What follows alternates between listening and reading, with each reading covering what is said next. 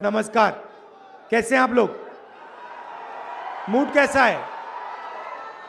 जितवाओगे 100%?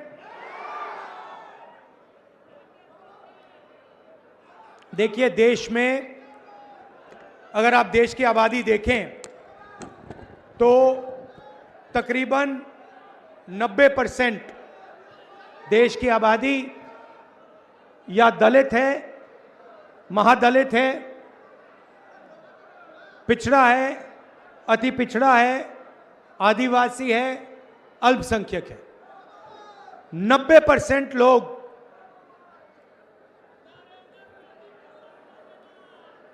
इन नालंदा क्या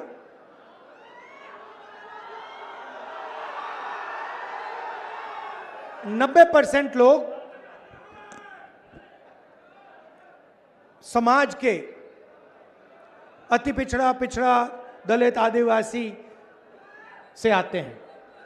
मगर अगर आप देश को देखें, और मैं 2-3 उदाहरण देता हूं।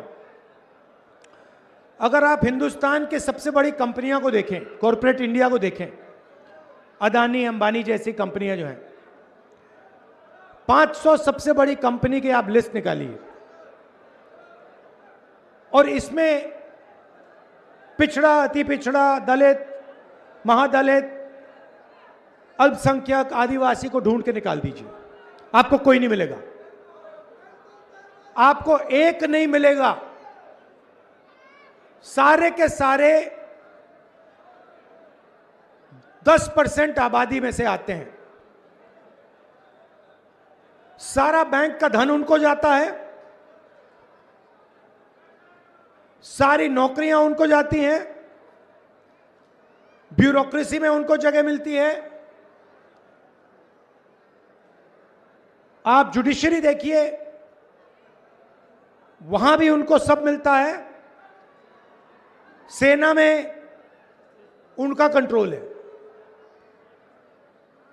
और 90% आपको जो आबादी है वो आपको कहीं नहीं मिलेगी। अब मेरा कहना है कि अगर हिंदुस्तान के 90% लोगों को हम शामिल नहीं करेंगे, चाहे वो कॉरपोरेट इंडिया हो, चाहे वो जुडिशरी हो, चाहे वो ब्यूरोक्रेसी हो, तो अगर हम इनको नहीं शामिल करेंगे तो कैसा हिंदुस्तान बनेगा? अंबानी, अदानी जैसा हिंदुस्तान बनेगा जहां पूरा का पूरा धन 2-3 लोगों के हाथ में। और ऐसा हिंदुस्तान हमें तो नहीं चाहिए। तो आपको चाहिए? नहीं चाहिए। हमें वो हिंदुस्तान चाहिए जिसमें 90% लोगों की जगह है, जिसमें भाईचारा है, जिसमें खुशी है। जैसे मैंने कहा था, नफरत वाला हिंदुस्तान हमें नहीं चाहिए। आप अगर आजादी से पहले आते, बिहार में आजादी से पहले पिछड़ों को, अति पिछड़ों को, दलित, अल्पसंख्यकों को कोई अधिकार नहीं थे। कोई अधिकार नहीं थे। राजाओं का राज था, जो भी वो चाहते थे ले लेते थे। अति पिछड़ों के लिए, दलितों के लिए, पिछड़ों के लिए, इन सब के लिए लड़ा कौन? कांग्रेस पार्टी लड़ी। और क्या किया? आपके साथ मिलकर हमने ये संविधान लागू किया। ये अंबेडकर जी का संविधान है। ये कोई मामूली चीज नहीं है। इसमें अंबेडकर जी की सोच है, गांधी जी की सोच है, सरदार पटेल, जवाहरलाल नेहरू, सुभाष चंद्र बोस, इन सब की सोच है। इसमें सावरकर की सोच नहीं है, इसमें गोडसे की सोच नहीं है, इसमें आरएसएस और बीजेपी की सोच नहीं है। सही बोला, गलत बोला? आरएसएस और बीजेपी चाहते हैं कि हिंदुस्तान में 5-10 लोग राज करें और बाकी लोग या भूखे मर जाएं या कुछ ना बोलें। मैं आपसे पूछना चाहता हूं, 20 साल से यहां पे नीतीश जी की सरकार है। पूरे देश में बिहारी मजदूरी करते हैं। यस सर, करते नहीं करते? मतलब मैं लद्दाख गया था, बर्फ, सर्दी, बर्फ, वहां पे कौन सड़क बना रहा था? बिहार के लोग। मुंबई में बड़ा सा पुल बना, किसने बनाया? बिहारियों ने। वो जम्मू कश्मीर में बड़ी सी बड़ी टनल बनी, किसने बनाई? बिहारियों ने। असम में सड़क बनती है, कौन बनाता है? बिहारी बनाते हैं। तो नीतीश जी ने यहां रोजगार मिटाकर आपको देश का मजदूर बना दिया है। मैं युवाओं से पूछना चाहता हूं, आप मजदूर बनना चाहते हो क्या? आप पूरी जिंदगी मजदूरी करना चाहते हो क्या? आप रोजगार चाहते हो ना? नरेंद्र मोदी जी आते हैं, कहते हैं भाइयों और बहनों, भाइयों और बहनों, मित्रों, मैंने डेटा इतने कम दाम पे बेचना शुरू किया है कि बिहार के युवा आज रील देख सकते हैं, रील बना सकते हैं, फेसबुक पे जा सकते हैं, इंस्टाग्राम जा सकते हैं, देख सकते हैं। भैया, रील बनाने से आपके जेब में पैसा आता है क्या? रील बनाने से आपके मेज पर भोजन आता है क्या? नहीं। नरेंद्र मोदी ने आपको यह नहीं बताया कि जब आप रील बनाते हो और अपने दोस्त को बेचते हो तो फायदा अंबानी को होता है, फायदा अदानी को होता है। नरेंद्र मोदी ने आपको यह नहीं बताया कि बिहार में किसानों से छीनकर 1 रुपए में अदानी को जमीन दी गई है। 1 रुपए प्रति एकड़ में अदानी को जमीन दी गई है। यह नरेंद्र मोदी ने आपको नहीं बताया। अमित शाह ने आपसे कहा, चुनाव में उसने कहा कि बिहार में उद्योग लगाने के लिए जमीन नहीं है, उद्योग लगाने के लिए जमीन नहीं है, मगर अदानी जी को फ्री गिफ्ट देने के लिए बहुत जमीन है, कोई कमी नहीं है उसके लिए। देश के एयरपोर्ट, पोर्ट्स, रेलवे स्टेशन, सड़कें, इंफ्रास्ट्रक्चर, डिफेंस की इंडस्ट्री, गोला बारूद, मिसाइल, ड्रोन, ये सारा का सारा नरेंद्र मोदी ने अदानी को दे दिया है। आपको क्या दिया? नोटबंदी और गलत जीएसटी। जीएसटी क्या है मैं आपको बताता हूं। जीएसटी आपके जेब में से टैक्स लेने का तरीका है और ऐसे लिया जाता है जो आपको पता भी नहीं लगे। आप पेट्रोल खरीदो,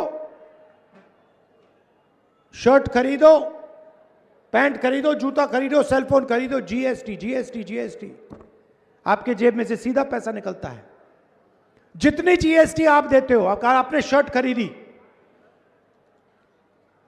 जितनी जीएसटी आप दोगे उतनी ही जीएसटी अंबानी उसी शर्ट के लिए देगा। वो है अरबपति। किसान के पास 10-15 हजार रुपए बैंक अकाउंट में, मगर जीएसटी एक जैसी। किसान का कर्जा माफ कभी नहीं हो सकता बिहार में। अदानी अंबानी का जितना कर्जा माफ कराना है करा दो। नोटबंदी और गलत जीएसटी ने बिहार के युवाओं से रोजगार छीना है।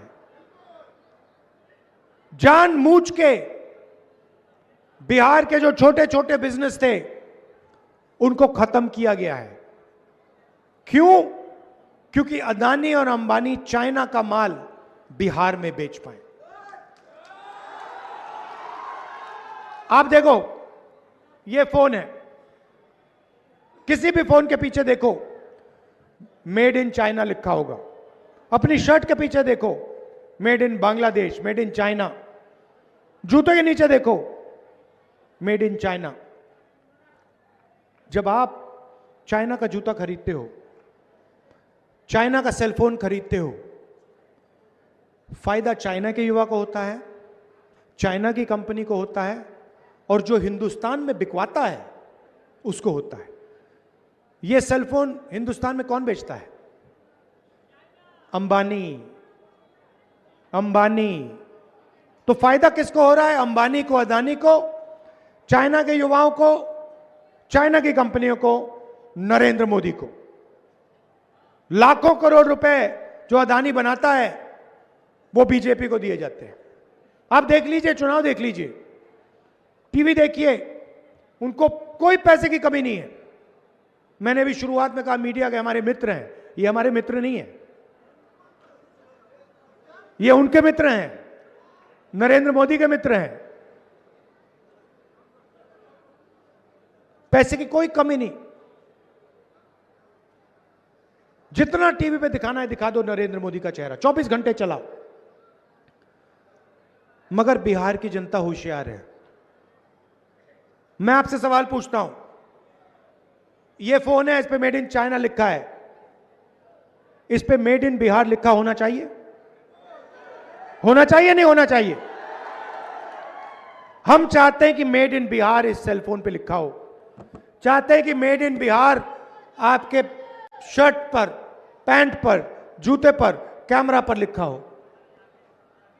आप भूलो मत कि एक ऐसा समय था जब दुनिया की सबसे बेहतरीन यूनिवर्सिटी नालंदा यूनिवर्सिटी बिहार में हुआ करती थी। सही बात है, लाइन लगती थी, लाइन लगती थी। चाइना के लोग, जापान के लोग, कोरिया के लोग, इंग्लैंड के लोग लाइन लगाते थे, हमें नालंदा यूनिवर्सिटी में जाना है। सबसे बेहतरीन यूनिवर्सिटी थी दुनिया में। नरेंद्र मोदी जी को ये बातें नहीं आती। फेक डिग्री मिली है उनको, झूठी डिग्री। तो आपको शिक्षा की जरूरत है। मैंने पिछली मीटिंग में कहा, यहां भी दोहराऊंगा, महागठबंधन शिक्षा पे फोकस करेगी। स्कूल, कॉलेज, यूनिवर्सिटी, एक बार फिर यहां पे सरकारी स्कूल, सरकारी कॉलेज, सरकारी यूनिवर्सिटी चालू करने का काम करेगी। और मैं आपको एक वायदा कर रहा हूं, 100% मैं आपको बता रहा हूं, जिस दिन इंडिया गठबंधन की सरकार दिल्ली में आई, उस दिन एक बार फिर दुनिया की सबसे बेहतरीन यूनिवर्सिटी नालंदा में होगी। और चाइना से लोग, जापान से लोग, कोरिया से लोग लाइन लगाएंगे और कहेंगे कि भैया हमें बिहार में जाके पढ़ना है। आजकल क्या हो रहा है, ये युवा आए हुए हैं, आप एग्जाम के लिए पढ़ाई करते हो, महीनों के लिए आप लगे रहते हो। वोटर अधिकार यात्रा में मुझे बताया, हजारों युवाओं ने बताया, घंटों काम करते हो, महीनों काम करते हो, पेपर आता है, पेपर लीक हो जाता है। बिल्कुल सही बात भैया। देखो, मैं यहां झूठ बोलने नहीं आया हूं नरेंद्र मोदी जैसे, मेरा काम झूठ बोलने का नहीं है, मैं सच्चाई बोलता हूं।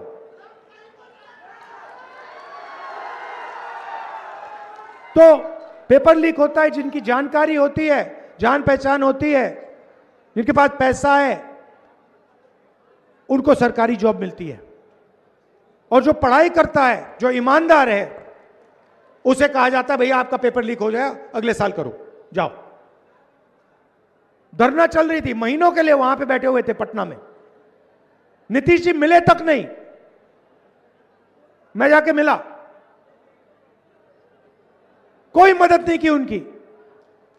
पेपर लीक हुई, चोरी हुई, उनका भविष्य उनसे चोरी किया गया, मगर एक शब्द चीफ मिनिस्टर ने नहीं बोला। बिहार का स्वास्थ्य का सिस्टम समझना चाहिए, एम्स चाहिए, ऑल इंडिया मेडिकल इंस्टीट्यूट, सामने मेट्रो स्टेशन है, रात को वहां जाइए, नीचे देखिए क्या हो रहा है। 3-4 हजार लोग ऑल इंडिया मेडिकल इंस्टीट्यूट के सामने मेट्रो स्टेशन में सोते हैं। कहां के हैं? बिहार के हैं। क्यों? क्योंकि बिहार में जीने के लिए अस्पताल में नहीं जाते हैं लोग, मरने के लिए अस्पताल जाते हैं। अगर आपको मरना है तो आप बिहार के अस्पताल में चले जाओ, मार देंगे आपको। तो रोजगार नहीं दिया, अस्पताल नहीं दिया, यूनिवर्सिटी कॉलेज नहीं दी, तो दिया क्या? कुछ नहीं दिया, भाषण करते रहते हैं। अच्छा, मैंने कहा नीतीश जी की सरकार है, नीतीश जी की सरकार ही नहीं है।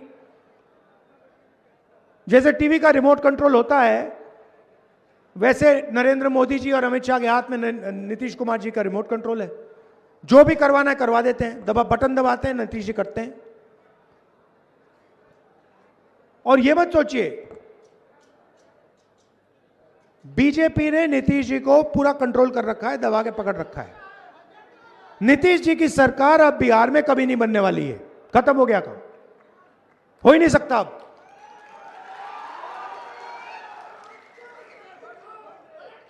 तो आप दूर दूर से आए, हमारे यहां पे पीसीसी प्रेसिडेंट जी हैं, आइए जरा, राजेश राम जी, ये कांग्रेस पार्टी के बिहार में सबसे सीनियर नेता हैं। इनको आप भारी बहुमत से जिताइए। ये आखिरी बात कहना चाहता हूं, ये संविधान है। हमने वोट चोरी यात्रा, वोट अधिकार यात्रा की, ये लोग वोट चोरी करने की कोशिश करेंगे। इन्होंने महाराष्ट्र में चोरी किया, हरियाणा में किया, कर्नाटक में वोट चोरी की। आपको सतर्क रहना है, पोलिंग बूथ पे ध्यान से रहना है। ये फिर से चोरी करने की कोशिश करेंगे और हमारे कार्यकर्ता और बिहार की जनता इनको रोकेगी। यहां पे चंद्रवंशी जी भी हैं, इनको भी आप भारी बहुमत से जिताइए। दोनों प्रत्याशियों को जिताइए। धन्यवाद, नमस्कार, जय हिंद।